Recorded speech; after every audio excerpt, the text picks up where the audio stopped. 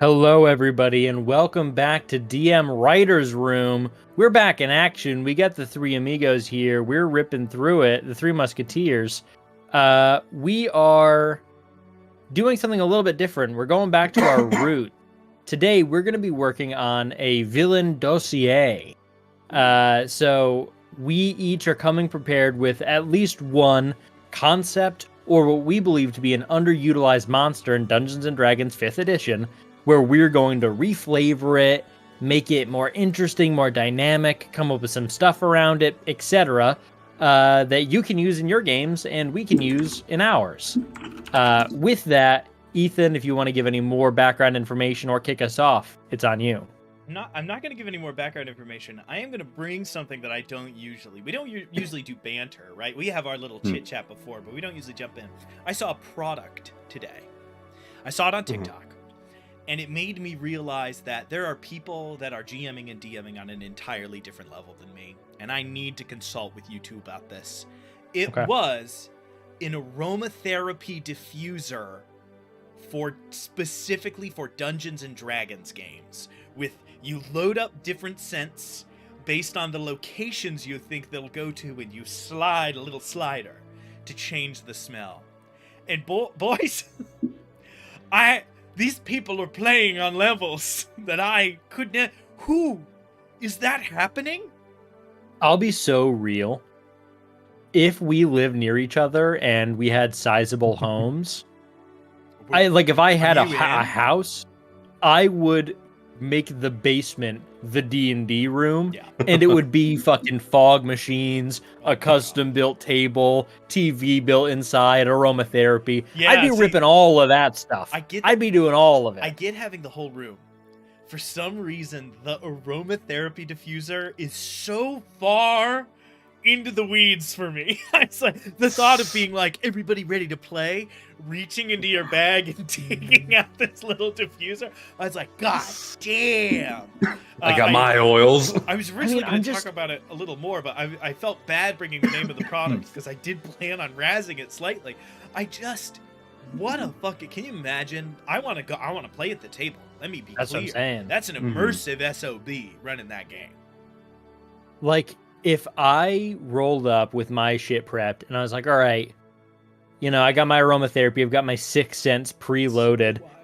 I know you're going to a crypt and I have like mildew scent. That goes hard as shit.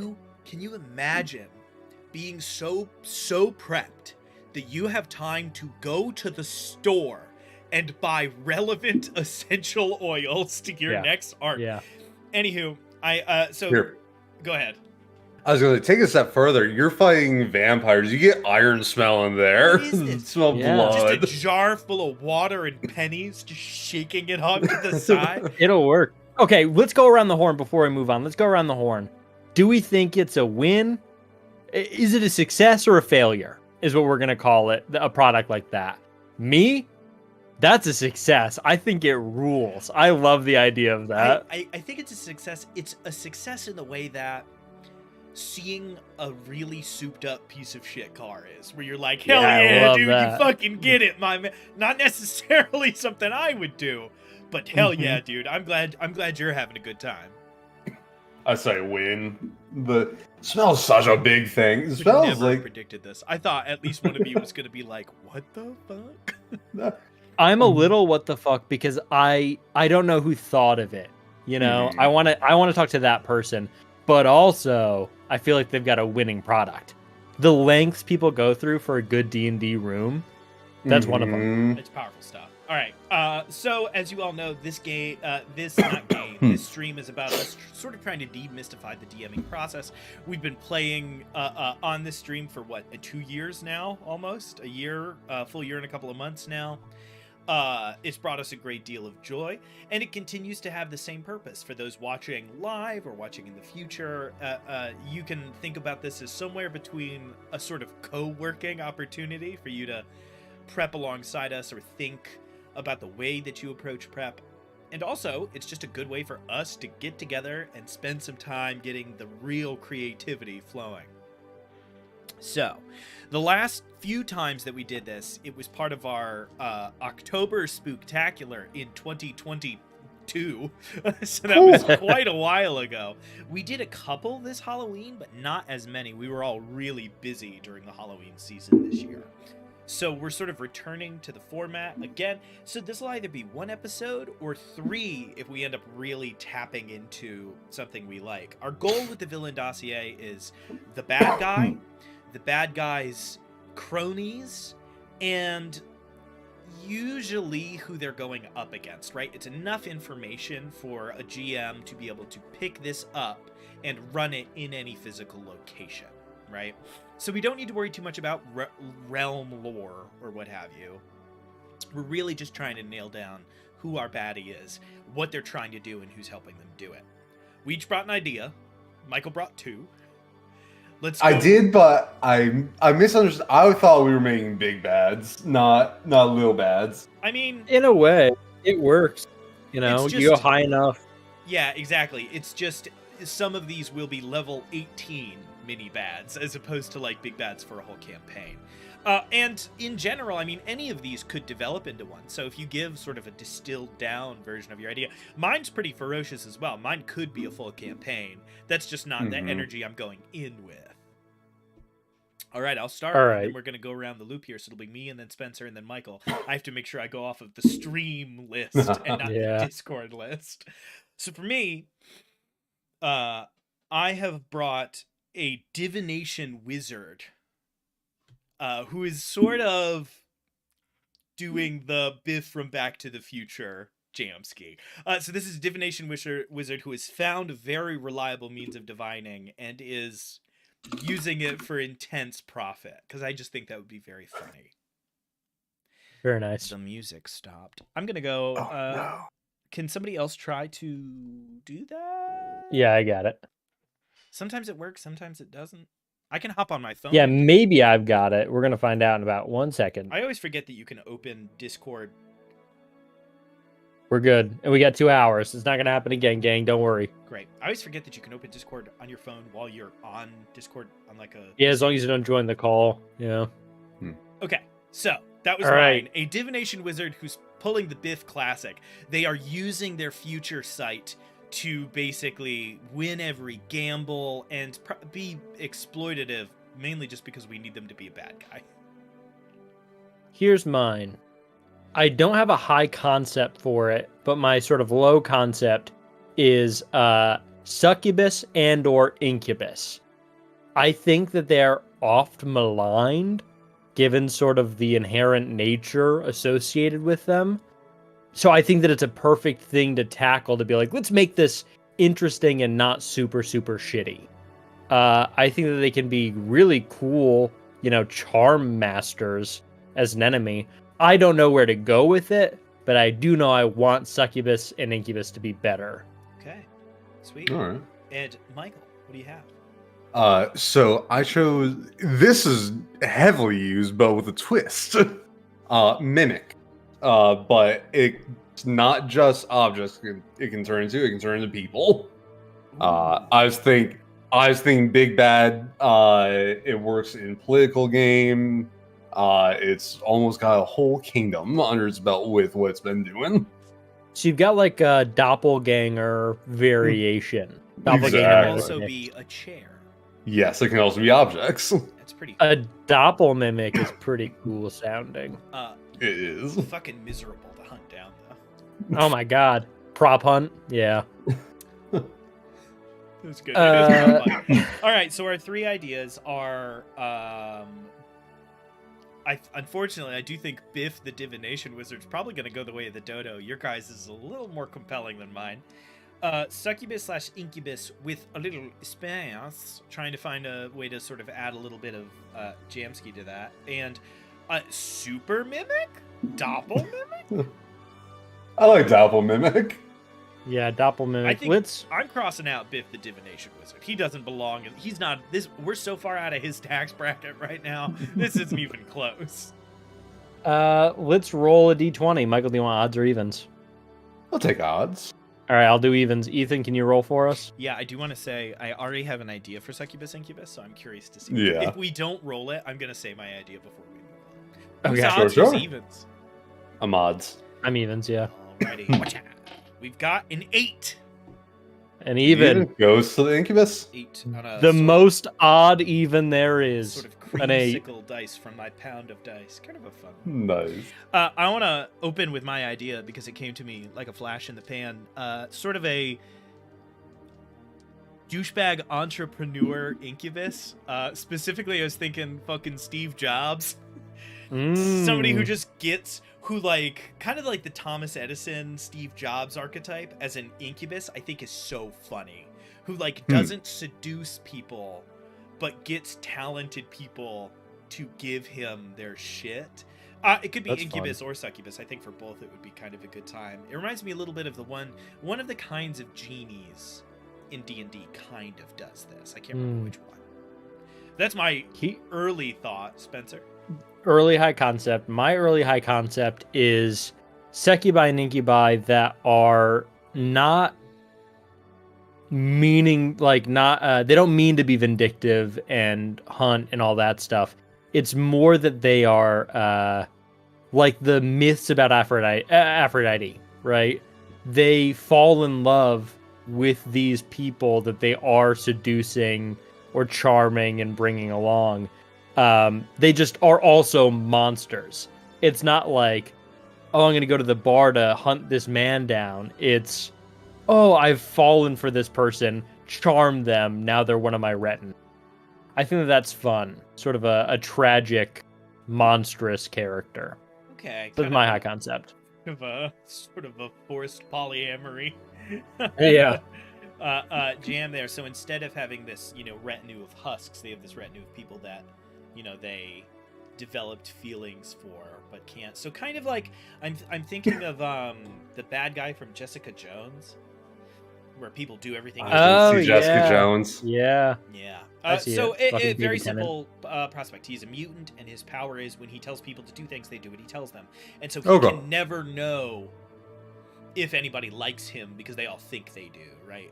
His tragic beginning is his parents did literally every single thing he told them to do, and that sort of broke his brain Got a it. little bit. All right. I like Okay. that. Do we have any All right, other... Michael, do you have a high concept? Not really. That's okay. That's okay. So we've got a cubus that is looking for the accumulation of power Cubist. through. Yeah, I don't know how to say both of them at the same time. So a cubus who's looking for the accumulation of power through talented individuals versus a cubus that falls for their victims and never knows whether or not what they're doing is because they're liked and loved or because it's their power. Guys, They assume it's because they're liked and loved. I need to make that clear. Yeah. But it's not that. I Mhm. have thrilling news, which is if you just smash the two names together, you get Syncubus. A syncubus? Yeah. And I think that's pretty good. Like, I think we That's could just pretty great. roll with this because it's Syncubus. literally Syncubus, and that's just great. Yeah. So we're Those. working on this Syncubus. So we know we've distilled down the things that we really like, which is that their cult is just a large group of people that are enamored with them, Yeah. either sexually or as a like, oh, but they're the mind behind the thing, right? Mhm. we've sort of A cult got- of personality. Yeah. Yeah, they think that they're just the cat's pajamas. That's what they'll say, actually. Uh-huh. That's how you know that they're cursed and they're charmed. It'd be very funny to do this as like a 70s doo-wop Frankie Valli. I'm not sure. I don't think it's what we're about to do, but it is very funny to imagine Jersey Boys, but he's a fucking incubus. And But they're all it's just there. like, doing what he says. We could do it. So we like the idea of the cult of personality. We've got this, they don't know. So is it that they don't know that they're doing this to people and they just think everybody loves them, or is it that they don't see the difference between They don't see the difference. They're a monster at their core. People doing things because they love them or because they're under a charm doesn't make a difference. Okay. And I do think we can mesh both of our ideas together, yeah, right? I was gonna say they This- don't seem opposed. No, the Syncubus is reaching for more and more power by accumulating these interesting, unique, and powerful people, objects, monsters, and is just thinking that they're doing the right thing, divine right for what they're doing. So what's a sort of gender-neutral devil name? Sort of a gender-neutral fiendish name that we can slap on this thing so we can get moving here, right? Because we need to build up a little bit of backstory, get an idea of what they want. So what's the name? What's the nomenclature here? Do you want to go right on the nose? Yeah, of the monster or of the character we'd be building, like sort of the species name. Is that what we're looking for? I mean, I do think this is still just an incubus. We're just not gonna make it the CR6 whatever. I'm saying, what's this creature's name? Okay. Right? Because I don't know. We tend to. I don't mind starting there. I think it can be sort of helpful, right? We're trying to evoke this very specific vibe, so I think it might be worth starting with a name. As fun as it would be to just name them Syncubus. Sorpoth. Sorpoth. Sorpoth. Zor. I'll tell you what, Sorpoth, but Pothsor sounds a little bit more devilly to me. Okay. So if we flip them, Sorpoth to me, I don't know, something's giving. It's like druidic. Yeah, Sorpoth. Sorpoth the Wise. Yeah. Yeah. But Pothsor. Pothsor, where are we going? Spencer seems deep in thought. I think he's going to thesaurus.com, a DM's greatest tool. I was doing ancient Greek words. Oh, okay. Well, yeah, I guess we were in the sort of I think territory. Yeah, I was thinking Latin. So Greek. Latin seems more devilish. I mean, they are deeply and intimately connected languages. So oh yes. I suppose that there will be some crossover there. The sort of cult of personality. Incubus, are we imagining then, because they don't know if it is genuine or non-genuine, right? They are sort of monstrous. Do I detect them being raised by humans and not knowing they are a fiend? Is that interesting? An interesting take. Interesting take. Maybe too sad, if I could be honest. Yeah. Maybe not by human, but abandoned. They're so far on the evil scale that it doesn't register as being morally wrong to do this. Yeah, I mean, I think that's true no matter what, right? That's like the bare bones of it. There's no succubi and incubi out there that are like, if only I could be vegetarian.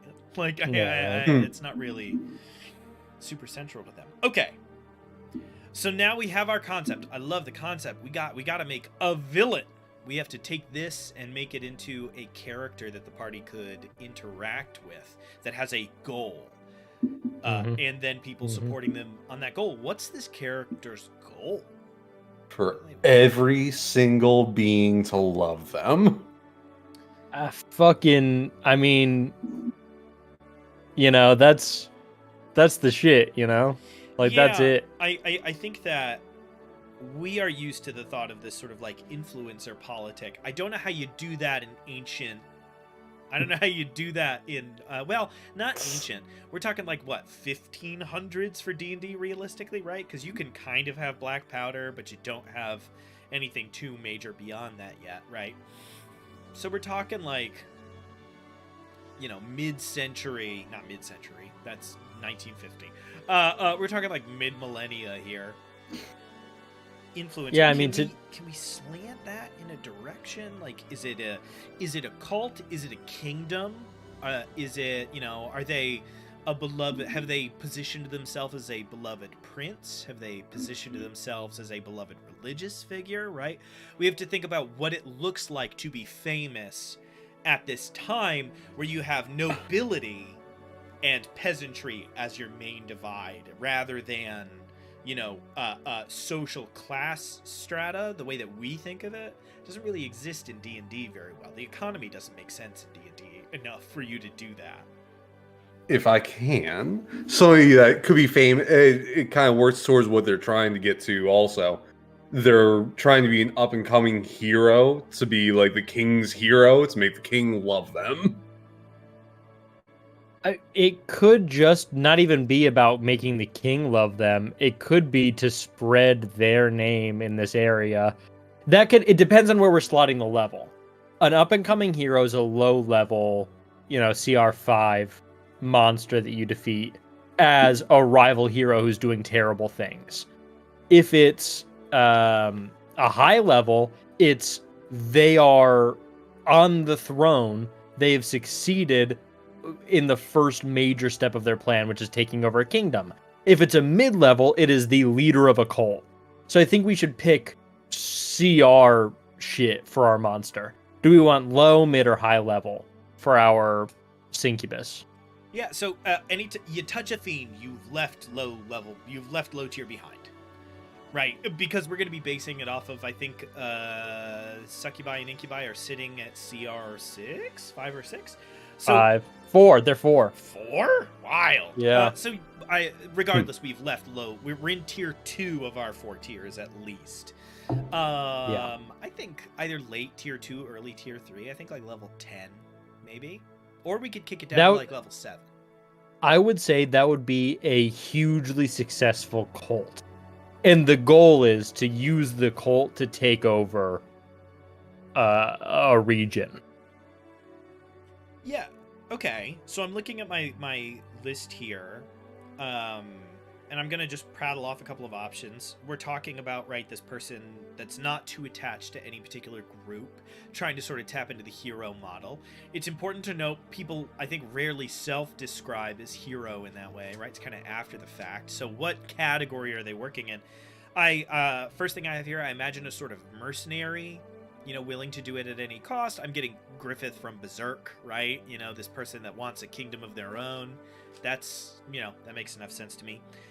Trying to shoot the sort of adventurer angle, right? This is somebody who is trying to be famous for their tales, right? They encourage bards to talk about them. They want to be famous by reputation rather than the mercenary is sort of more direct. I want an army. I want to keep.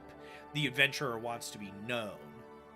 Mm-hmm. And then I have and then I have nobility, right? I want to be the crown prince. I want to be the leader. I want to be the ruler. Are the 3 that I see as sort of the pillars of this role in D&D. I think adventurer is... I've got an angle on that I think is interesting, which is the reason they're accumulating mercenaries and other adventurers and monsters and objects is they're setting up scenes to become famous where there's no stakes involved. Okay. Right? Oh, I've convinced this werewolf to go and attack this town. I'm going to show up and save the day. I actually kill the werewolf. So everybody sees it and then fuck off. I've done it.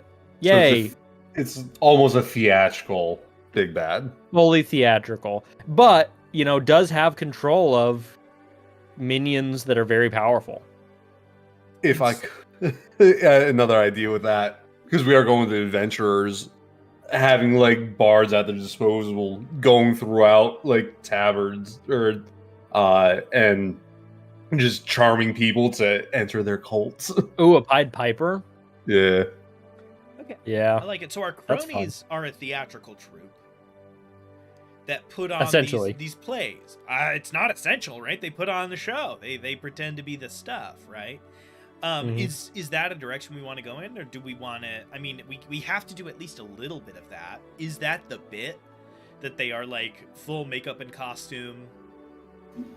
I was saying it's more real than a bit. There's actual people dying. There's actual buildings getting burned down because they have a werewolf that they send out to fuck shit up, and they show up and they fight it. So there's a reason to fight the Syncubus, because they are killing people for the bit to spread their name and become a famous adventurer. So it's not just a theater troupe. It's mind-controlled monsters and people putting on a show with incredible stakes. That I do understand. I was thinking more in the line of plants in this situation, just because we need cronies. We need bad guys for you to kill, and they can't be innocent people that think that the Syncubus is real. That's not an Mhm. adventure, right? The party's going to feel like assholes the whole time.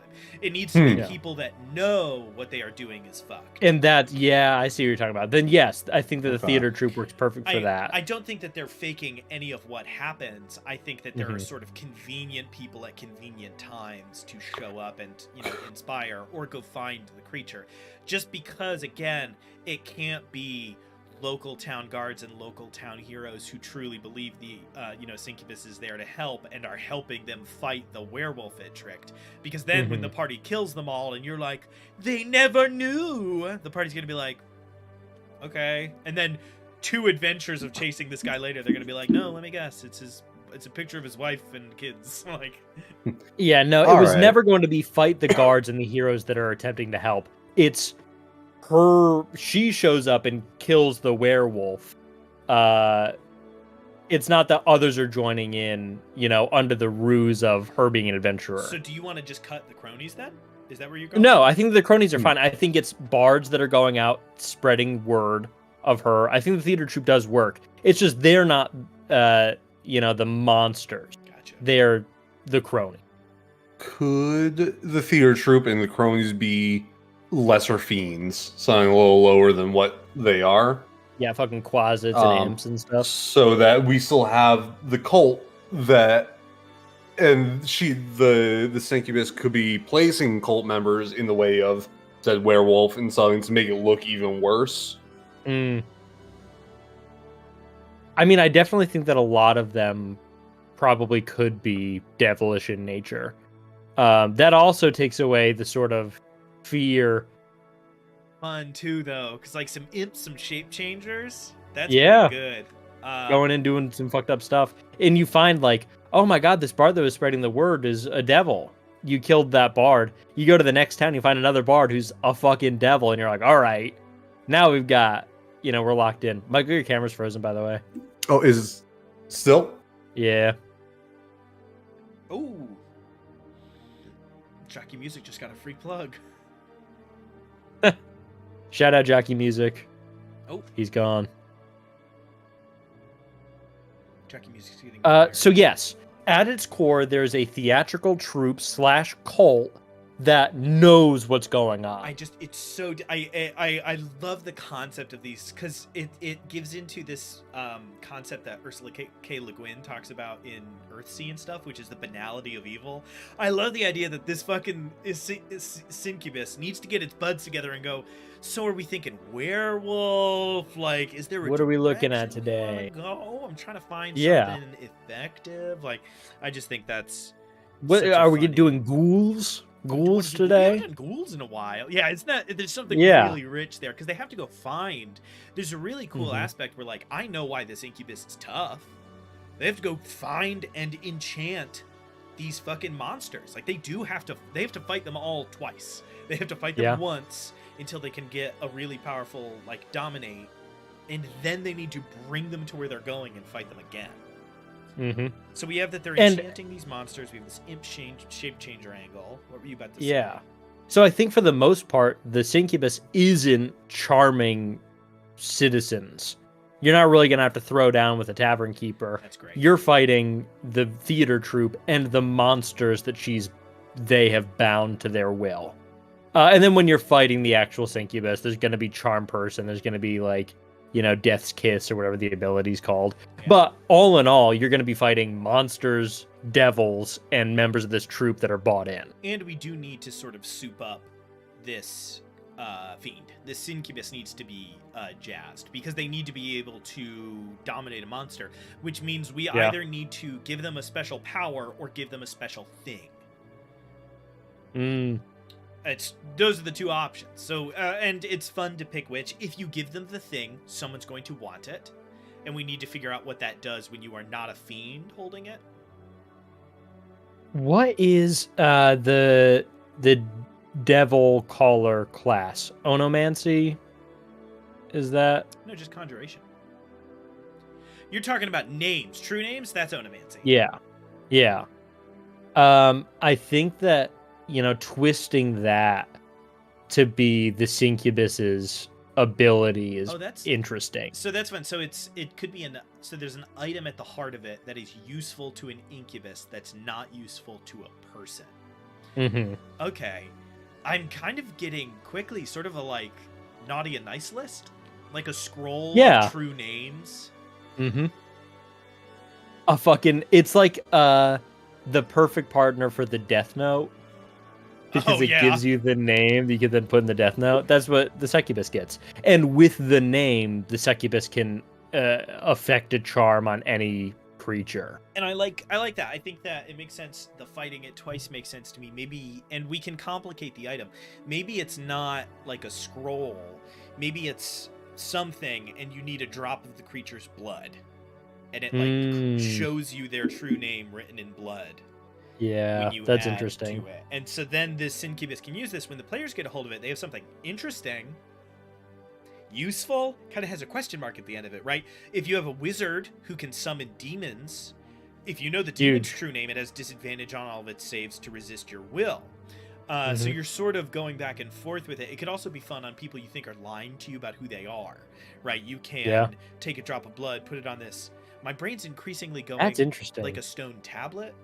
And it will you drop the blood, their name on it, and you can know who they truly are. I love that as a magic item. It's just practical enough to be fun, but just stupid enough that the players are like, when the fuck? When am I ever going to use this? So our world's incubus and succubus use a version of onomancy as opposed to sexual luring of people and monsters. Sorry, what's onomancy? Onomancy's name magic. You use a true name. Onomancy. Yeah, you use that to like control devils. So in this world, it's going to be succubi and incubi use that to control as opposed to sex. If memory serves, it's where the concept of middle names comes from. Your middle name is yes. So nobody knows your true name. Anyone. From medieval times, I love that fact. Definitely made a note that in Prospect, this is how incubuses and succubuses work. So that's interesting. So I get the sense that, so if I could make a pitch, this isn't super important for our villain dossier. I kind of like the idea of a world where it's weird that we have gendered terms for succubi and incubi, right? That's weird. Yes. Something that could come from that is that could be a title given to devils that misuse true names, right? So it's not that is a kind of devil. It's that it is like against fiendish law. Like a wizard or a witch. Yeah, exactly. Like calling somebody what we think of as witches and warlocks are like oath broken or whatever. I can't remember, but that's like how they work in Puritan culture.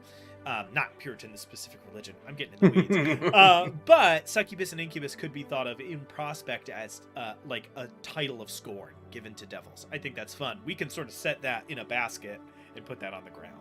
Put that away for a bit. Interesting for Prospect. Very cool. So we've got this true name using incubus/succubus, this incubus that got a hold of this magic item, this that can reveal true names. They use it to locate dangerous creatures, go out, seize control of them, force them to attack a town, and then go in and save the day.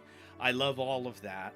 I double love that a creative group of players could just break that tablet and basically have a regular succubus. Yeah, ruin the charm.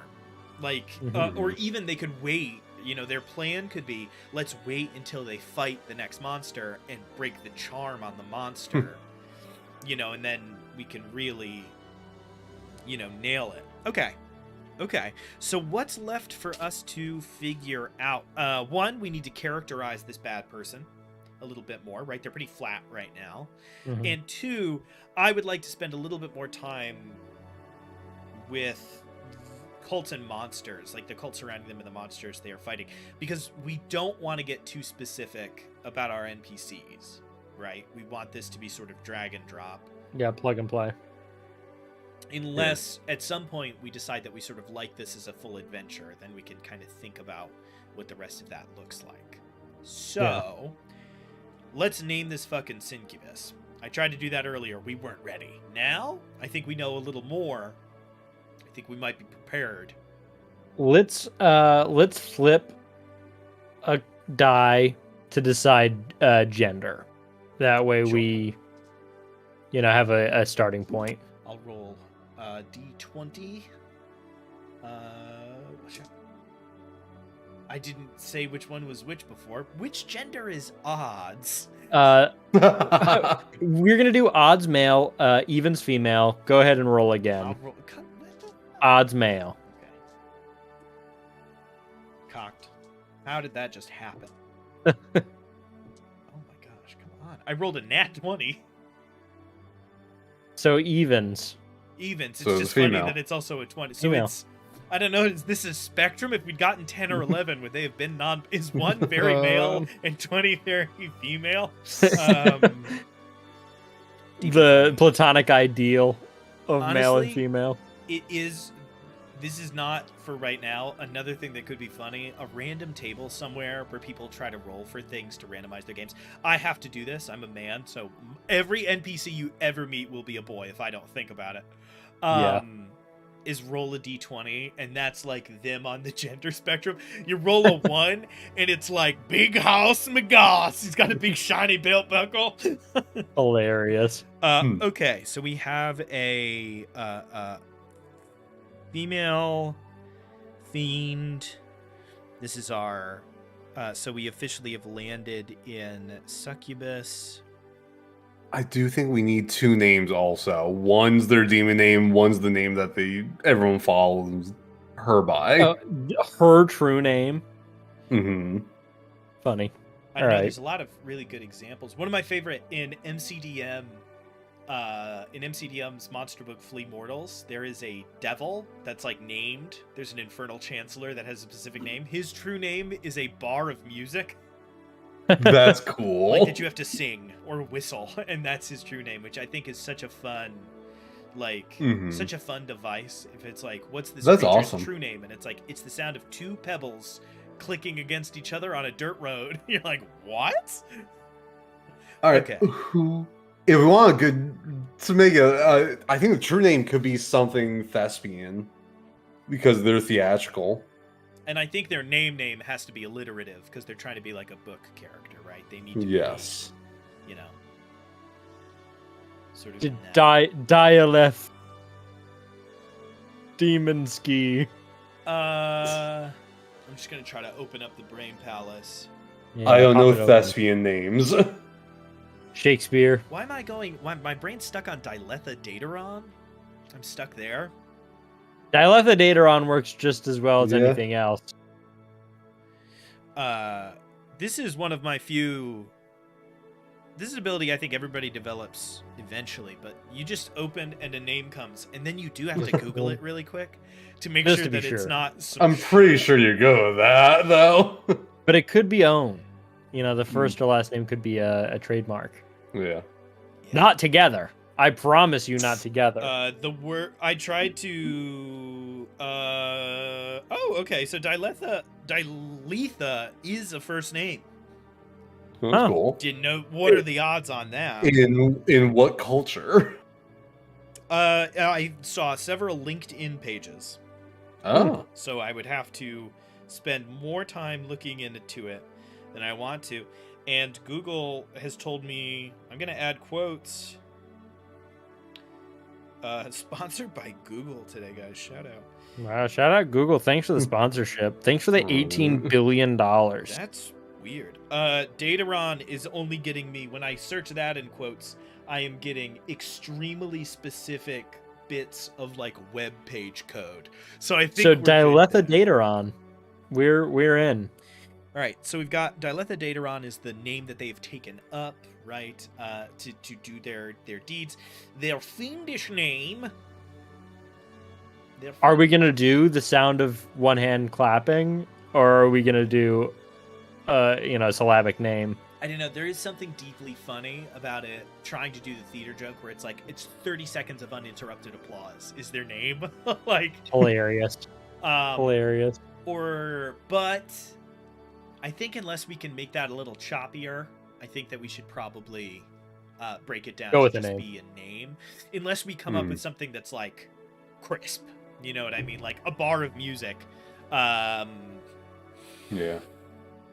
All right. You know what could be good? You know those like the leaf whistles that we play with. It's the yeah, doing that in a certain way.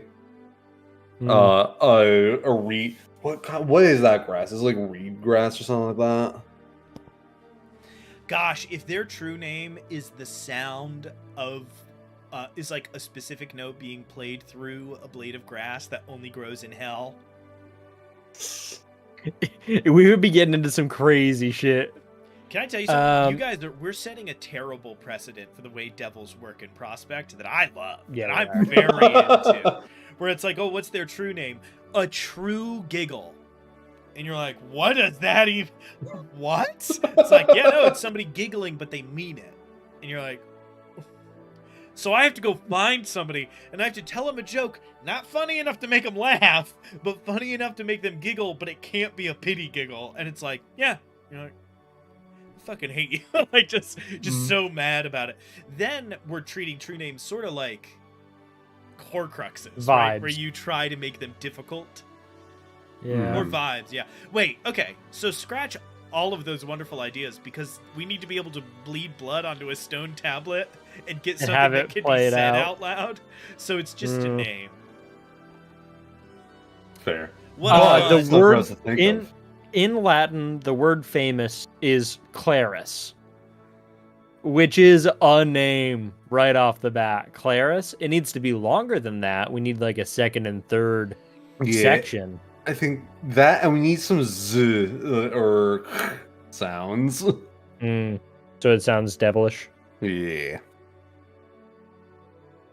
I'm trying to think immediately in like Claris Zenith, right? Claris Zenith, Claris. What are some words? Xenofrost.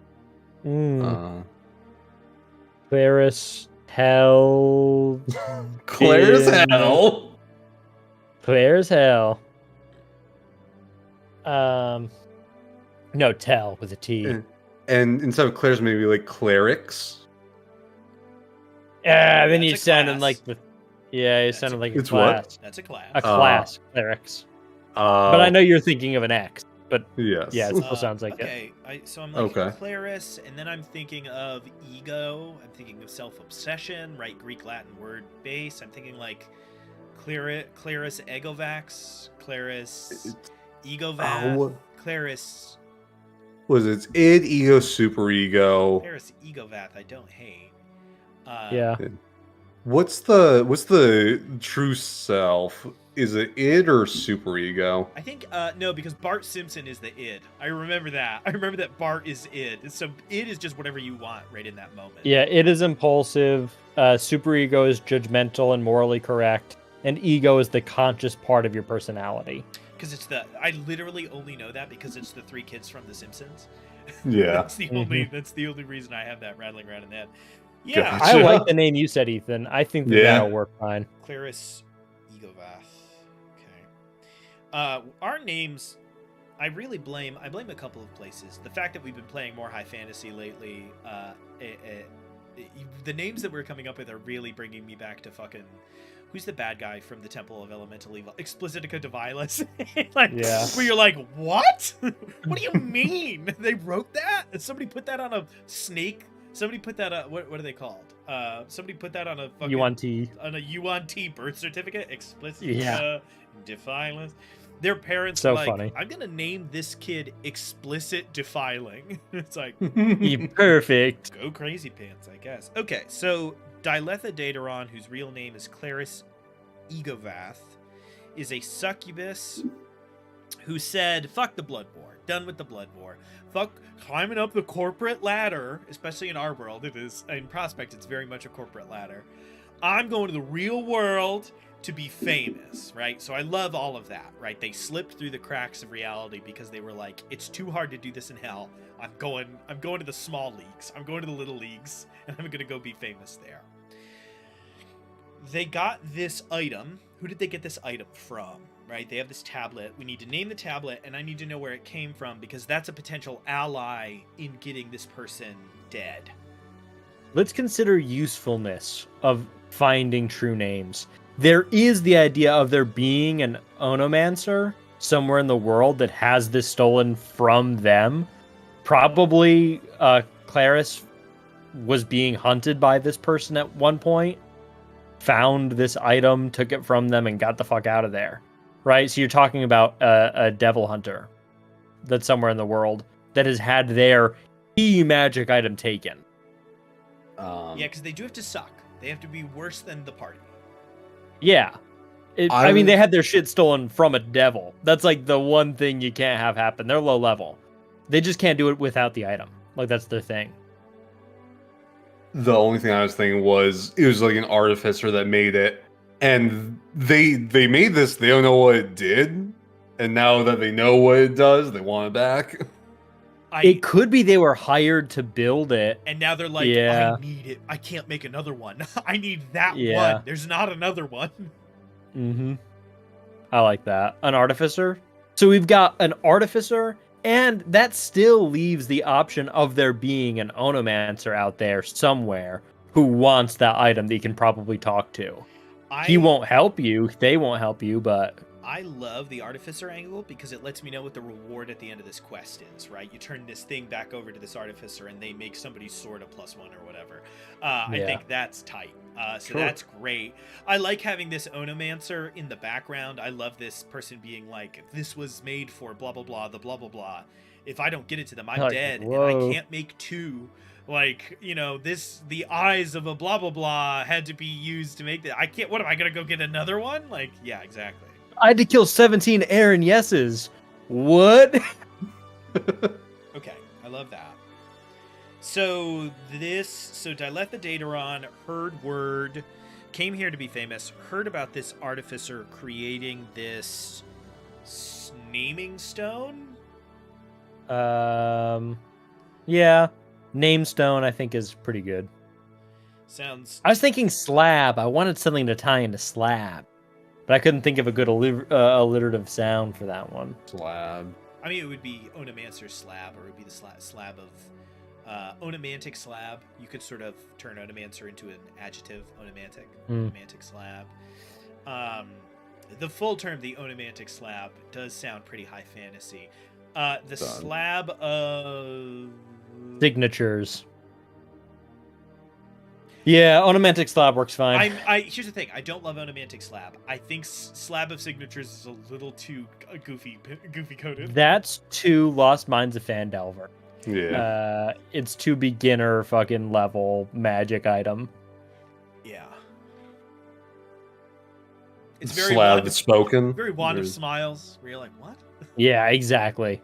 Slab of the spoken. Honestly, if the spoken slab is interesting. The spoken slab is interesting. If they're names that are hidden from the world, the unspoken slab is also good. Or the slab of the unspoken, or the slab of unspoken names. God, I don't think it fits this item, but the slab of unspoken names is just good. Like, I don't know if it fits this. Somebody has subscribed. Ernest has subscribed. Wonderful to see you, Ernest. Shout out. That scared me so bad. Yeah, did it have the sound? It was so loud. The sound you've never heard before. That was so loud. That was great. Yeah. Ernest, congratulations. You scared the shit out of me. Okay, awesome. So, this was so loud. The unspoken slab. So I think is funny. Unspoken slab works. Yeah, I like it. I'm turning my computer volume down. Those alerts are insane every time. Oh my god, yeah. It ruins you. You've also shown me that our alert box is a little, is kind of off to the side. I'm going to locate that a little more centrally. So that's slightly askew. Yeah, for sure. I'm going to put it centered. The skewed slab. I'm going to put it centered, and I'm going to put our text behind it. There we go. Oh my goodness. Okay. There we go. So, all right, we got the item. We've got who made it. We got who they made it for, and we've got how our person got it. They found out about it, stole it in the night, and got out of there as soon as it was complete. I like this. And been traveling intro. since. Yeah, the Claris, Yeah. Igovath, the devil, made their way to this world, discovered that an as of yet unnamed artificer had created the unspoken slab, an item that detects true names with a small vial of blood. It's so fucking cool. It's so cool. They took on the name Diletha Dataron and began to adventure by finding dangerous monsters, getting a vial of their blood, and then commanding them through great fiendish power to do as they wish. So we know this is already a very powerful, as opposed to the normal ones. This is very powerful succubus, which I love. I love the idea that this is somebody... There's a theme in a lot of D&D adventures, in fantasy in general, which is you run into a bad guy who's really dangerous for you, but they have left an area where they are sort of not a big deal. And so it points you in the direction of this worse place, right? The classic example is one of the royal families of Menzo Baranzan, the Loth-worshipping Drow city in the Forgotten Realms, right? One of those people's family gets killed, and they get deposed from their royal throne, and so they are forced out of the Underdark and into our world, where they become a huge problem. Is really, it's a, what's the word? It's a trope that I think is really fun. Yeah. So, do we want to get as specific as saying what is Diletha up to when we meet them? Like, do we want to come up with what monster they are trying to get a hold of? I mean, we need to, regardless. Well, here's the thing. If we're making this a 3-episode series, no. Because that's going to be a later point where it's like, this is what, has been going on, what's happening. But if it's just plug and play location, we do need to do it now. So it depends. Do we want Diletha to be an arc, or do we want it to be a plug and play adventure? We're going to do a vote right now. Raise your hand if you think that this should be a plug and play adventure. Well, that's easy, boys. Okay. I do think that we can keep it vague enough that you could change location pretty easily. Yeah. But all right, cool. So in that case, we have Diletha Dataron, secret name Claris Igovath, and it seems like the next thing we need to work on are their cronies, right? Yeah, minions. So we want a couple of bards, and then we want a couple of real cannon fodder. We want a couple of like lower than CR2 maximum. Fucking imps. Yeah. Closets. Do we want to talk about our personality at all before we go on to cronies? Yeah, now that we're not doing a plug and play, it is something we have to worry about. I feel like we've kind of gotten it locked in, though. Okay. Yeah. So, all right, we're going to move on to cronies. That's the next thing. I think imps and quasits are actual choices for minions that you can clobber. Aren't quasits demons? I don't know. We also are not limited to the Forgotten Realms. Yeah. True. And connected to that, might not be able to use the term quasit. They're fiends. Fiend refers to both. Well, that's stupid. Forgotten Realms sucks. Demons. What would Nephit? Methods Like are dust methods? elementals. Damn. So let's just do this. Wait. Okay, so this is immediately a pain in the ass. I don't want to pick one of these options that doesn't really fit. What is the specific imp of a enchantment devil? And let's center on that, right? So we're trying to push away from the weird sexual angle. I'm even not going to bother with succubus as much. I think I would like to, let's move in the direction of enchantment devil, right? A devil of enchantment. Do we want to call them, like, the layman's terms, their charms? That's kind of fun. If, like, the layman's term for them is charms, like if that's what they're called. It's a little bit, it's making me think of Spread from the idea that these creatures are just drawn to charm is pretty funny. Okay, so they are colloquially called charms. Charms, I'm trying to think of, I'm going to just sort of try to... I mean, for the, their little beasties, imp, a bunch of imps do work if there are charms. I would just make them have the additional ability that familiars have, where through contact with one of the charms, our monster can do her ill deeds. Can I make, I think, a pretty exciting offer? Can I offer muselings? Can I offer a museling? Like a little That's piece fun. of muse? Mm-hmm. I like that. You don't have to say That's fun. yes. I like that. So, all right. Our big monster is colloquially called a charm. And then our little servants are muselings. And so a charm then is a succubus that has taken to a new taken to sort of a new level of product, which makes sense, Yeah. right? So it's a succubus who has mastered mind control, are now called charms, right? They have their own sort of title. I like that. And they have these muselings that do as they are told. And so it makes a lot of sense to me then that a museling has either disguise self or probably alter self, right? A museling can or like a shitty version of shape change. Yeah, because imps have shape changer, but they're only allowed to turn into beasts that resemble a rat, a raven, or a spider. So we could have these things maybe have a little bit more versatility with what they change into. It looks like a fairy. You're not going to fucking swing on a random fairy, because why would you? Until you realize that, oh, that's a charm. Or not a charm, it's a museling. Museling. I think it would be fun if they could turn into a tiny creature infinitely, but they could turn into a medium creature for like a minute or an hour. That is interesting. Yeah. Minute or hour is my real question. A minute. Mm-hmm. No need for an hour. Because I like the idea that everything else that's happening is real, right? You've got, I'm trying to think of a good example of the sort of kaiju fight that you would want as a Dilitha Dataron type character. You've got an Ankeg, these acid-spitting road creatures attacking a town. Everybody's fighting, everybody's screaming, and then somebody does something that nobody ever does in real life, right? One of these muselings ducks into a building, turns into a person, jumps out and goes, "Look, we're saved! It's Dilitha Dataron!" And then goes back inside and turns back into a museling. And so you just always have these little perfect moments. Like, just as she arrives, all of a sudden somebody's in really grave danger. She can scoop them up. They turn, they run, they disappear. They're a museling, right? Yeah, down the alley. So the fight is real, but there's all these little too perfect moments that come from the muselings hopping in to make sure that Dilitha looks as good as possible. Yeah, awesome. I love that.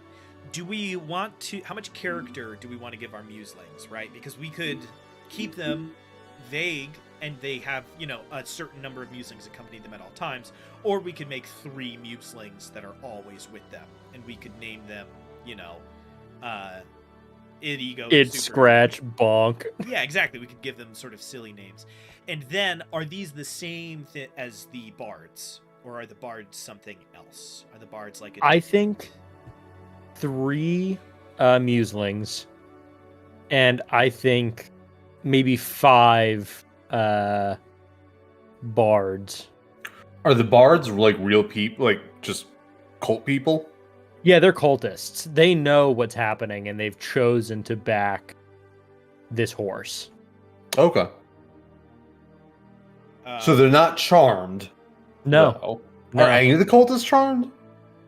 I don't like to do that because it does make players feel bad when they have to inevitably kill them. Okay. I think that this charm is just using monsters. That's sort of their trick. Okay. To avoid detection as a succubus, essentially. They can do it, but they've evolved past that point, and they don't want to be found out for what they are. So they don't go around charming people. Okay. Okay, alright. I like it. I have 2 pitches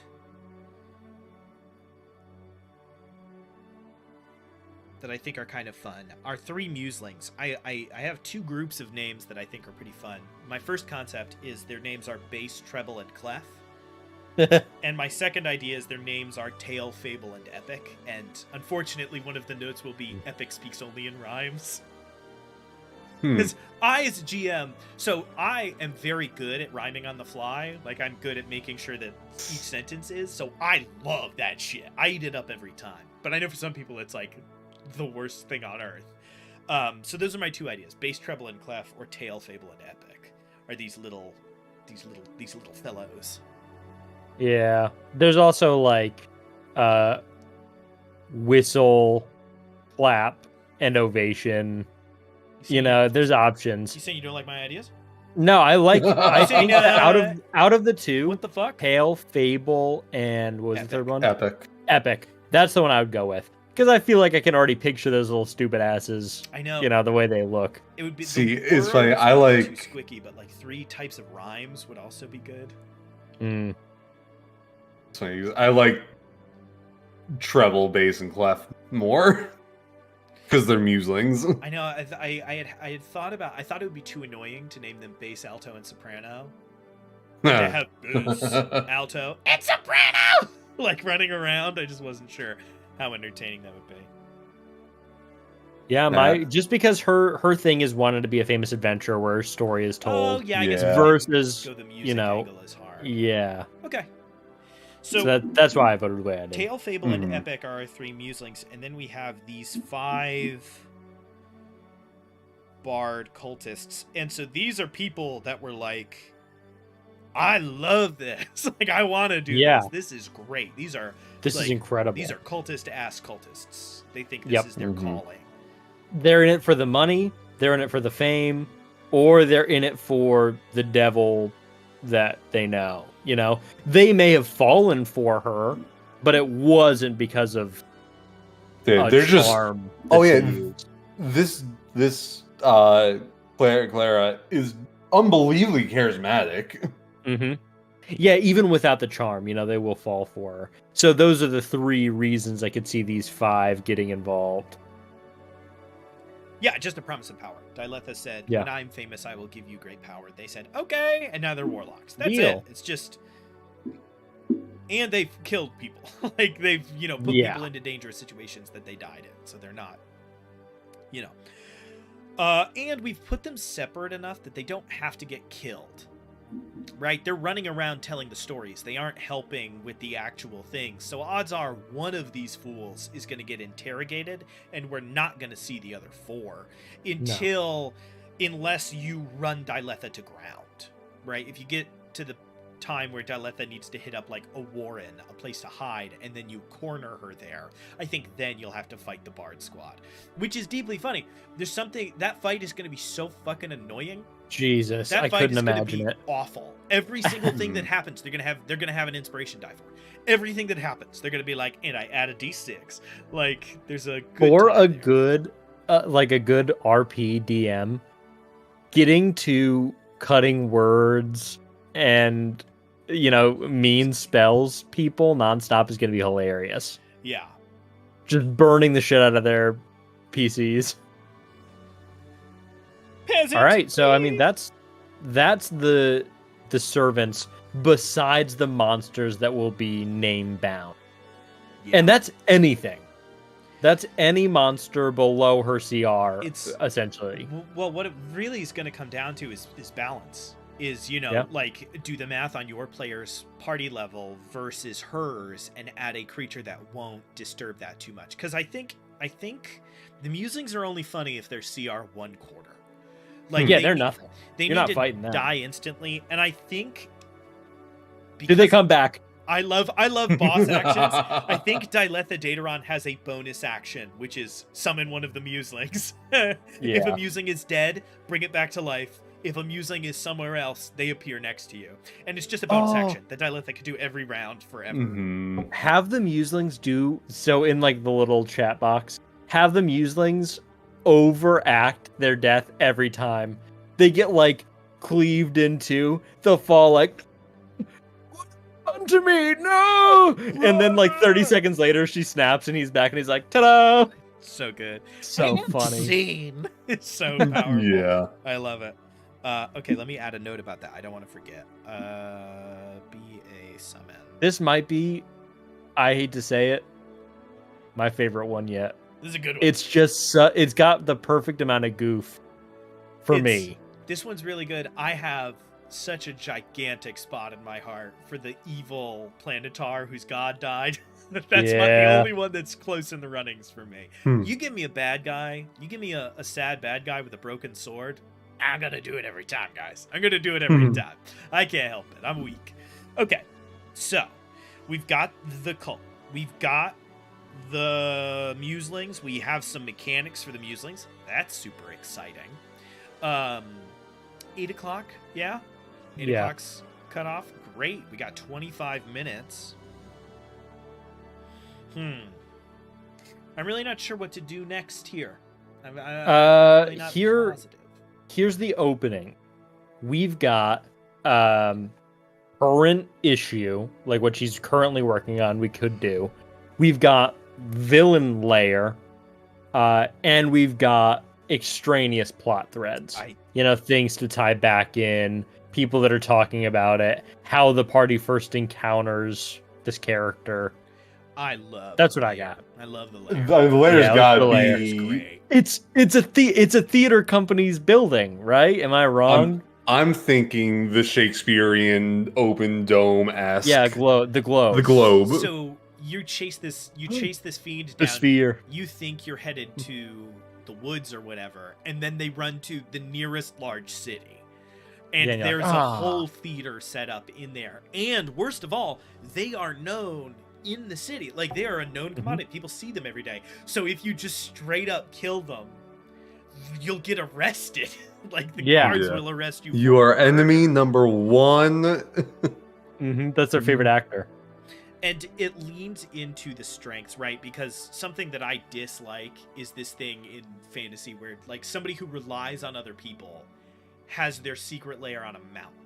And you're like, what? Wow. Like, when people put red dragon layers in volcanoes, I'm like, I want to like this.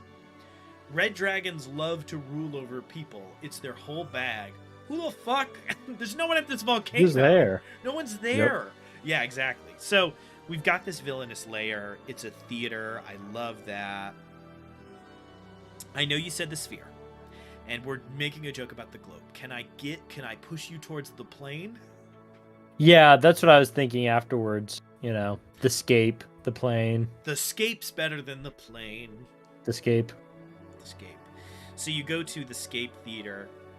Okay, so as a boss area, I need that to make a little bit of sense. So we've got a sort of opening. The audience. Yeah. The audience. You've got the stage. You've got balconies, and you've got backstage. Yes. When the actual big fight comes in, do you think people are coming as audience members and watching this? When you go in, there's a bunch of posters that are like, the epic tragedy. It's stuff like that, so people think that it's a show where there's a lot of combat. Yeah. So here's my pitch. We've got the front area. That's location 1. We have this sort of like audience part leading to the actual stage. That's area 2. We have the actual stage, which is area 3. And then we have backstage, which is area 4. And I love that because I want the backstage to have a bunch of like moving set stuff, right? I'm thinking of like mechanical sets from Italy. Where giant stuff was moving and like on these ropes and pulleys. I like the idea that this is a complicated area. I think that's a really good spot too. Like, that's difficult terrain. It could be traps. It could be like an axe swings down if somebody's in that area. Fucking they're taking damage. That's hilarious. Ooh, her item, the unnamed slab, that would be hidden in the trapdoor area of the stage. Great. Yeah. Okay. So we run up to the theater. You do this couple of fights. You got the unspoken slab. You find it hidden away somewhere if you're lucky. I like the idea that you and her are both going for it, right? If the party has been introduced to the fact that it exists, one of the things they are worried about is getting to it before she does, if she gets their blood, because otherwise things are going to get rowdy. That's never actually going to happen because taking player agency is boring. but some version of it can, right? I think a more fun way to do that would be like if she says your true name aloud as a hero, we could be like, you have disadvantage on all attacks against her. Yeah. Sure. Like, that's Exactly. it's just more fun than the alternatives. Or it could be she has to issue a command, and the command she issues is like, you can't interact with her. You can do anything else. You can attack the floor beneath her, you can attack the things, you can set off traps. You just literally cannot actually interact with her one-on-one. Mm-hmm. Especially because it's most likely never going to come up. Okay, so we chase her through. We get into this last area. I love the idea that her layer actions are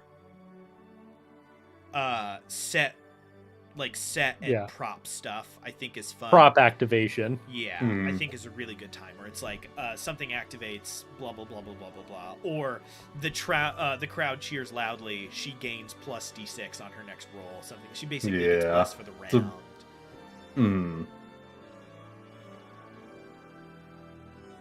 Audience bless and love. Okay. So the audience, when you first encounter the audience, it is difficult terrain because they've filled the entire auditorium. You're going to have to do perception checks to find Fable, Tale, and Epic. You got to look for the bards. The bards are going to be shooting at you from the audience. The audience isn't going to disperse because they assume this is part of the show. Like, it's known for this audience interactive thing. So that's the entire audience section, is getting the bards without hurting a bunch of innocent people. Yes. I think at the end, when you do win, they all throw tomatoes at you. I mean, it could be flowers. Well, if they think it's all a show, and it's been labeled as a tragedy, when you kill Deletha, they're probably going to think it's the end of the play. You're probably not going to get moved. Crying. Yeah, fair. The other thing I like about this is it does give a less morally studious party the option to just burn it. Yeah. Right? If you're like, but it's full of innocence, and they're like, they'll run. You're like, okay, super cool. What the hell? You know, it's important to. I don't support the behavior, but you gotta plan around murder hobos. They're out there. True. And in this case, there's nothing to plan. If you start to burn it down, the city guards show up and try to kill you while you're also trying to fight the succubus, who can mind control the guards. You've set yourself up for a hell of a tough encounter. Yeah. You're also going to have to fight everybody at once. You're not going to fight. This is something that's always bothered me about level design, where people are like, but my party will like burn it down. And I'm like, no, yeah, your party's going to burn it down. And then all the bad guys are going to run outside at the same time. They're not going to be spread across 9 rooms that you get to move through, that for some reason all doors in the Forgotten Realms sound doesn't pass through, I guess. Instead, you're going to get all 9 encounters at once as everybody runs outside and is like, who set fire to the camp? And just starts swinging. Yeah. All right. So audience figured out, backstage figured out, entryway. What sort of obstacles are we facing? It can't be locked because people can go into the audience, and it can't be people getting in your way because it's the next section. So what is the difficulty of the first area going through? Spending all that money on popcorn, it hurts. Right? A fucking bouncer that's like, you gotta pay 5 gold to enter. Yeah, so this is where we get tough, because we're getting into stuff where I don't know what the party's gonna do. The answer is I can make a list of the bad guys that will be in each part. Like, that's easy. I'll just build the encounters. As far as what in particular is going to happen, I have ideas that I'm excited about. I'm not confident that every party would do them. So if it was me, the first area, the goal of the party that I would try to make clear would be like, hey, if the guards get called, they are famous performers. You're going to get arrested. And so in the first area, it would be them moving through this crowd, having to have a completely silent fight, where like 2 of the bards and a couple of the musings are actively trying to kill them, but everybody needs to do it while making their way through the concession area in perfect silence, right? Nobody can know that the fight is happening. That, I think, would be really fun. It's really hard to rely on a party wanting to do that and not just being like, well, fuck it, we're not gonna do it then. You know what I mean? It's like John Wick and Common. Yeah, yes, exactly. Yeah, having Yeah. their secret. When they're getting onto the subway. Yes, exactly. Mm-hmm. And So I that's think such a fun that scene. it is. I think for us, that's how we would say in, the doc. It would be, this is the intended outcome. Impress upon the party that this is what's happening. Follow up is, this is what's in the room. They can do whatever they want. Yeah. This is the intended thing. There's always an intention. You put a puzzle in front of the party, the intention is they solve the puzzle. They don't take a fucking hammer to it. But they can take a hammer to it. By the way, after I revealed it and reintroduced it to your mind, did you rewatch John Wick to see that Willem Dafoe plays a central and important role in the film? It's so ridiculous. It's crazy to me. I can't tell you something. I've told everybody, and I get the same reaction every time. They go, "He's not in that movie," and I go, "He's a third of the runtime of the movie is Willem Dafoe in that." So weird. I've never seen this. I just pulled up pictures of him in the movie. He's so important to the plot of the first movie. It's so weird. All right. So anyway, then- sorry. We're back on our John Wick beat. 2 is the audience. Can we get a little bit more detail there? Is it just that the audience is difficult terrain and so you get through the first area, now you're inside the theater, and so it's kind of guns loud, right? You don't need to worry about it as much. Yeah. You're not basically still out on the street. So you're trying to muscle past people. I like the idea that it's hard to move around, you're moving slower, you're fighting on different levels, you've got people on the tube. I think that this doesn't need a bit. I think this is just a fight. I think you're just doing this fight, and the audience thinks it's fake. The bit is you can't do AoE spells. You can't fireball in this crowd because you're going to fuck up You a bunch of can, but I mean... people. You can. You're going to go to jail. It's a lot like the first fight, so it is just important that we nail that difference, right? That the first fight needs to be perfectly silent. No one can tell that this is happening. The second fight is part of the It's a fight. And you do, again, the right party will still want to uphold the illusion that it's a show. So you have to try to do backflips and shit. Right? Yeah. Mm-hmm. All right, add benefit. If you're theatrical enough, can you yourself also get pluses, like a plus one or plus a D6 roll if the audience starts cheering for you? The idea of bardic inspiration being cast through group, audience-based belief and support is really awesome. I'm not gonna lie. Just like the Kuatoa, right? I'm telling you, that's how bardic magic works. I'm telling you right now, you tell a joke on stage and everybody laughs, you get funnier. You do. You do. It's just true. Okay. I do think that getting bardic inspiration through leaning into the bit is hilarious. So then for section 3, it is the transition to backstage, right? So we get through part 1 when you've gotten inside the theater. You get through part 2, which is you moving onto stage, having this fight. Everybody still thinks it's a bit. You then need to get off stage and into the backstage area, and I think that is encounter 3. Is that a locked door?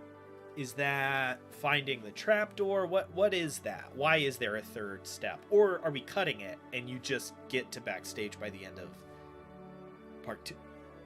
I think cut it. I think if anything, you want to close on the stage. So you don't want them passing through the audience, on stage, backstage. It would be passing through the audience. They see a side door swing open and her black curly hair flows back as she goes through. So you know where she went. You run through the side door. And then by the end, after going through all the traps and the shitty stuff in the back, you get out to the front. And there she is. You fight her to the death. Audience goes crazy. So I've got area 4 is trap, rest of cult. And then 5 is the stage and is our boss fight. Huge change. Oh, it's kind of off the table. I was going to say, is she a solo monster? Are you fighting her one-on-one? No matter what, she's going to have the 3 muselings. Yeah, but that's what I was going to say. I guess maybe we could just bump their CR in general. If they go up to CR1, they'll make more sense and they'll be able to take 2 hits to kill instead of 1. which is pretty good. And she can bonus action resummon. I'd say it's either that or she has caged monsters down there. Caged monsters in the backstage area with the traps, I think, is where they're going to come in. We're starting with a CR, with a stronger than CR4 bad guy. So I'm cool adding other stuff, but we got to be careful because that CR is going to creep fast, right? If we throw a CR3 creature into the mix with her, we've left a lot of levels behind immediately. And that's what I was saying. That's why not on stage. I think backstage is when you encounter any trap monsters. Okay, Rest of Cult, Slack, monster. I like. So that. On stage, it'll be her and the Muselings. The Muselings will have extra abilities. She'll have legendary. She'll have layer actions. She's going to be pretty fucking beefy as a solo with 3 ads. Yeah. I think she's done. Yeah, I mean, that's the function of layer actions, is to make it so that you can fight these creatures mano a mano and not feel like you're being shortchanged. So, with that, we've got bad guy, name, cult, location, and the things that are in that location. It's 7:51. We have 9 minutes left. Now's where we make the choice. We sort of made it before. We said we were thinking full adventure. So here's the real question. Do we want to spend 1 or 2 more sessions sort of drumming out the rest of this? Because we have the full bad guy experience here, right? So do we want to talk about where they are and what they're doing?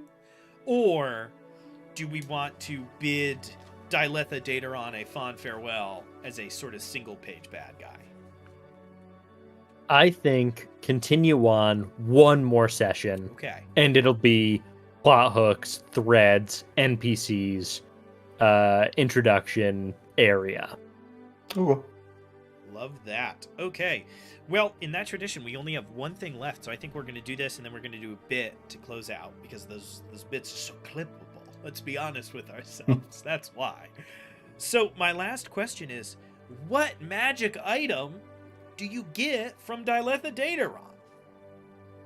Because this is something we did always when we were designing, and I still think is great. I do it with every bad guy. Every bad guy has a unique magic item on them that you can take and do something with, if they matter, right? For the record, for those of you at home, that's a really fun, cool idea. And then if you design them all and your party speed runs through an adventure and kills them all in 1 day, they get all the stuff. And that sucks. Yeah. Suddenly it gets forgotten. In our current home game, they have some magical. They have 40 magic items. They have 40 magic items, and so many of them they've just forgotten about. They have a backpack full of venom, what Bane uses in Batman. Never done anything with it. They were like, and threw it in a bag. Interesting. So just be careful letting those sort of leech like that. So what does Dyletha Dataron have? What is it? I mean, first she has the slab. That's a big one. You are turning that one in for a reward. You can choose to keep it. You can say, fuck those guys. This thing's cool, and you keep it. Yeah, and I think the Artificer lets you pick within reason. I think it's the Artificer says, do you want a +1? Or maybe if you are a trusting GM, I would probably be like, hey guys, just any uncommon magic item you want. He'll make it. He's an Artificer. It's what he does. He'll make you one of those items. And you would go ahead and pick one. I often think that's fun, letting people choose. I never believed in it until Spencer did it at the end of our Curse of Strahd campaign. He was like, tell me what you ask for. And it was really fun to look through that giant list of magic items and nail something down that my character would want. It was really cool. So it's something I believe in now that I didn't used to. I do have a funny idea for the magic item. Totally. All right, it's a musical piece. What musical instrument do people kind of hate on the most? It sounds off. Yes, exactly. It could be the fiendish bagpipes of what would it be of what's a bad effect fear? Cast fear on 3 times a day. Bagpipes of dread is powerful in a way that I wouldn't have anticipated. Right, and it's to demons and fiends, that's like a lullaby, but to anyone else, it's fear-inducing. Magic instrument makes sense. I was trying to think what don't succubi have that would be super important here. They have shape changing. They can fly. They can charm people. They have spells. Like they have no, they don't have spells. No, they just have draining kiss and random And you things don't like want to that. give bad guy spells anyways. You're gonna make your day so busy. No, it's so annoying. Uh, So I was like, what would she their have? major Like, what would she flaws- want? Their major flaws are low AC. That's pretty much it, right? Low AC is really what they're working with. In all other areas, they are prepared to fly and get, GTFO. But if memory serves right, they're low AC, low HP creatures. What's their hit die? Like, what's the number? Is it D6 or is it D8? D8. D8. So they are Okay. squishy, especially compared to the sort of fiendish allies. 15 natural AC and 66 hit points at Yeah. this level is pretty low. 15 AC at level 4 is already getting hit, like 85% of the time? Because at level 4, you have +2 proficiency, and you've had an ASI. So that means your average hit is +6, which means you only need a 9 to hit them. So your odds of hitting them have gone from 50 to like 65%, which in D&D terms means you're going to kill them in 3 rounds. Like, it means they're going to drop really fast. So what level did we say? Were we saying level 10 is what we're building this It was around? right around there, I think. 'Cause between level 6 and level 10. We said tier 2-ish. Yeah, in there, late tier 10. I'm not gonna say like a cloak of protection for the level 10 party. Too lame, So I here's don't my know. thought. I like the Bagpipes of Dread. I like Summon Museling. That's a thought that I had, right? You get to summon a Museling every once in a while, I think is fun.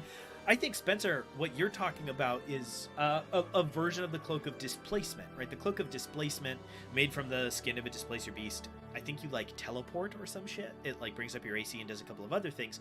This would be the Cloak of Charm, or the Cloak of Enchantment, right? This is a cloak where basically I'm thinking something like Sanctuary. The first time a creature goes to hit you in combat, they must make a wisdom save. If they fail, they have to do something else, right? Yeah, okay, call it a charming cloak. Charming cloak. And depending on how you put that emphasis, it's magical or it's just, a nice coat. And I like it because I think its main job isn't to keep you from taking damage, right? Because I think it either A, only works on each creature one time, or B, only works once, right? So it's to save you from assassination. Which, she's a fiend. She's from the Nine Hells. She'd be worried about that, right? It's to make it so that a Gloomstalker rogue multi-class can't one-shot you from 3 buildings away. Yeah. So it sort of hints back to this political background that we know this person has. And it means That's our nice. flavor text for it is fun, right? A charming cloak. This cloak was forged in the fires of the Iron City of Dis, a protective ward for assassin-fearing devils. And you'd be like, whoa, that's kind of a high-level item. And then way later, when the party goes to the Nine Hells, they discover that Dyletha Dateron there was a middlingly important succubus who left, right? It nods to bigger implications. Also, yes to all of that. I agree. I think that it works perfectly. From Michael's point on the Bagpipes of Fear, that is the first bard you encounter. That's the kind of shit he's rocking with. You capture him, you steal his shit, and now you've got 3 times per day you can cast Fear. So funny. I love that. So you still get that. It's goofy. Cool. And you get, some of that flavor. And I refuse to not have a little bell that summons a Museling, guys. I know you're trying to change the subject. I'm not going to let you. I want you to be able to get this little awful man to show up and be forced to help you. It's just there's something so funny about the way that they work that I'm immediately in love with. And I'm like, this fucking rips. I love these little dudes. Any little dude who's got a bit, I'm in. I'm in like Flynn instantly. I can't help it. So we have 1 minute left. It's time for a bit. I've got the pop culture character creator up. Ethan, roll a D100. While you do so, for the audience, pop culture character creation. We have a list of 100 characters. We roll a D100. We pick a random one from that. And then from that, we have to decide what class, sometimes what race, or species. I don't know what they're called anymore. In D&D. They're currently race. Pathfinder does lineage, and that's a little better. Lineage is better. lineage, class, and sometimes level. So it was 4. Oh wait, Pathfinder does ancestry. Regardless, let's keep going. I like lineage. Good. Number 4, Bugs freaking Bunny. Not Bugs Bunny. Well, he's a heron gun for sure. He's a heron gun. Yes. That's easy. All right. Important things that Bugs Bunny has. 1, he can alter reality pretty good. 2, he's got a Toon Force. 2, I think that he's famously quick. Am I wrong about that? He's not, Roadrunner. Yeah, he's quick, but more wily than quick. All right, here's what I'm going to say. I think Bugs Bunny is a low-level bard. What school? I don't know. I didn't have time to look it up. I think Bugs Bunny. Eloquence? Eloquence bard, definitely. He impersonates Daffy impersonating him. Yeah. And Elmer Fudd shoot Daffy in the face. Exactly. No question there. That's great. Counterpoint, he can change reality at will. He's a level 20 wild magic sorcerer. Opposite opinion. I like that. Michael? So we've got bard, we've got wild magic sorcerer. Bard, and we have max level Max sorcerer. level. Yeah. I'm thinking like a mid-level rogue with disguises. I was thinking rogue at one point. So we have really keyed into Bugs Bunny as a character because he's a roguish sorcerer who is incredible with lying and charisma. He's not good with instruments. I do like him as a terrible multi-class. I do like him as 4 levels of sorcerer, 4 levels of bard, 3 levels of rogue for the dip. Somebody shows up with the character and you're like, what have you done? And he's like, I took the actor feat, and you're like, why? I think that's pretty good. And so with that, we've solved both Bugs Bunny in D&D and an entire bone system of this Syncubus, the Charm, and her retinue of theatrical troupe members, cultists, imps, and monsters, along with a magic item, a lair, and everything else you need to get started. We're going to come back next week, same time, same day, to flesh out more around the adventure itself. Yeah, give an example. Thank you for tuning in. Yeah. Thank you for tuning in. You can catch this stream same time, same day. You can also catch our actual play Theros podcast. We're getting close to the end now. You can listen to our backlog on YouTube, but you can tune in live, and that is every Tuesday. We've changed it like 4 months, a month ago, and I've forgotten. Every Tuesday, 7 to 10 p.m. Eastern Standard Time. Follow us on TikTok. Subscribe to us on YouTube. Our website is currently in flux, so you can't check it out, but by the time you watch this, you can. TTRPguy.com. We post articles and information on a bunch of random stuff in the TTRPG community.